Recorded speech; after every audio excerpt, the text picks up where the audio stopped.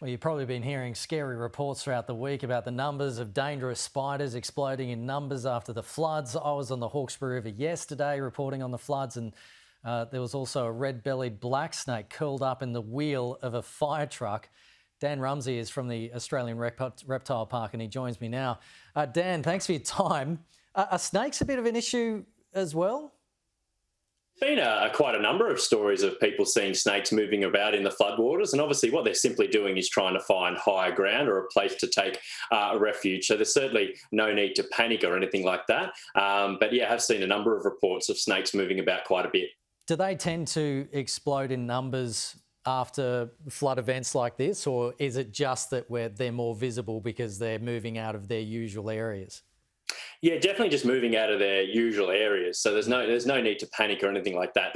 They're simply just looking for a place to take refuge. Some semi and arboreal species can go up the trees, others not so lucky. And sometimes, of course, they will enter some strange places like a fire truck, as you observed, or potentially a backyard, even into people's homes. So it's good to remain observant, but there's certainly no need to panic about a snake plague or anything like that. Those snakes are already there. They've just simply been flushed out by the water, looking to retreat from it.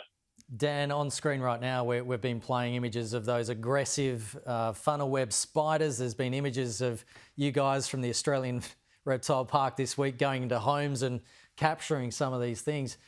Is some of the warnings that we've been hearing about this week warranted? I mean, what are we seeing? Are we seeing that explosion in numbers in these spiders?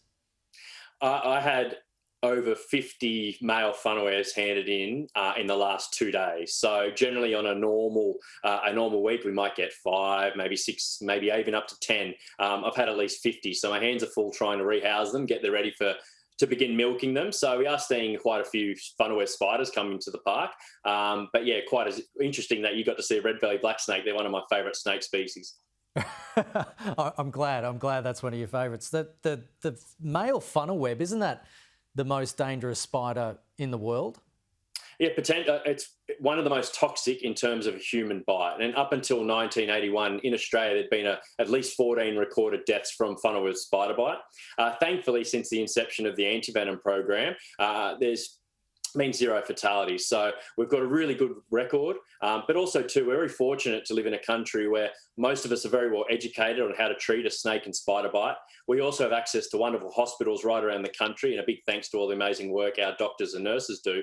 But thirdly, I should say, is you have access to free and very efficient and effective antivenom. It's not always the case in lower developed countries. Like if you look at snake bite as a whole, your chance of being killed by a snake in Australia is very, very small. We have 2 to 3 deaths maximum. The World Health Organization predicts there's anywhere between 40,000 and 80,000 deaths worldwide from snake bite. So it's not really such a medically significant issue in Australia, but that's because we are just so lucky. You haven't heard of any bites from spiders or anything this week?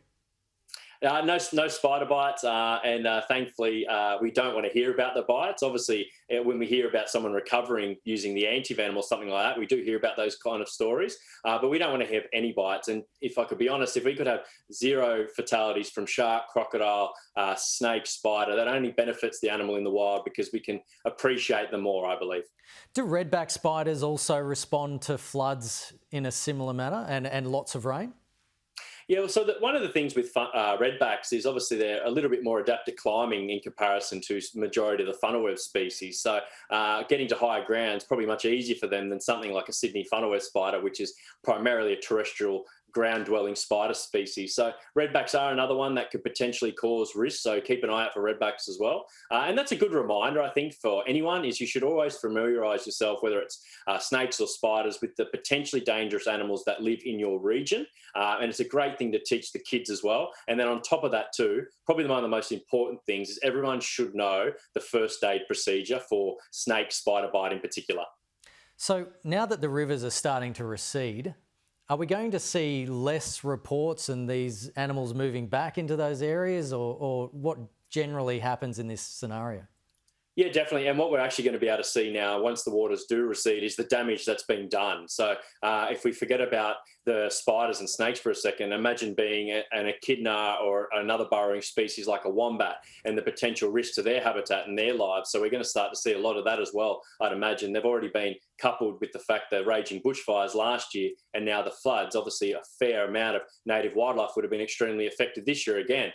So we'll get a better idea of that now. But a lot of these animals now will look to retreat back to where they were hiding. And that's some of those images where you see thousands of spiders in someone's backyard. I think people get a realisation that those spiders were always there.